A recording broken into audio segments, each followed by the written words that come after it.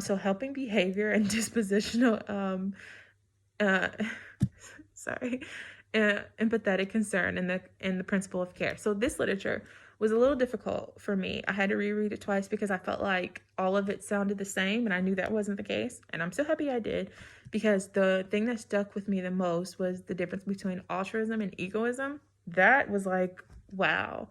I had to like go over my own experiences and my own, career path, because I was a CNA, still am a certified CNA, but I worked as a CNA for 6 years. And so a lot of times in interviews, I would always say, at the end of the spiel, that helping people was kind of selfish for me because I got so much joy out of it.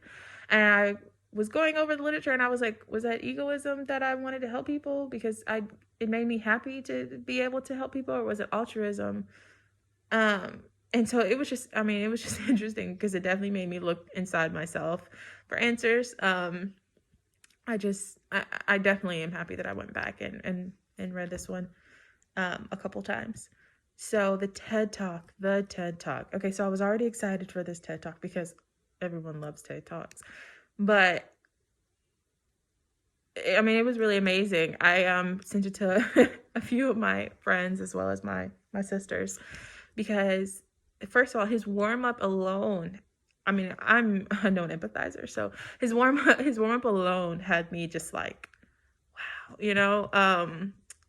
But the radical experiment, and it really, in my opinion, would have made anyone who isn't really a big empathizer feel empathy, because he definitely painted a picture that made it easy to see, he why some places don't like America, and why we wouldn't like America if we lived there, because of the things that, how we showcase ourselves, how we come in and we redefine the way of living for things like oil. So I definitely really enjoyed the TED Talk.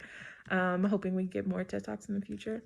But it definitely was really, I hate to say inspiring, but he just said everything in an eloquently way that it made anyone who, whatever stance you're on, see things from their side, be able to step inside their feelings and their situations, and feel what they're feeling. And that's what empathy is. So I definitely think he did a great job with his radical experiment.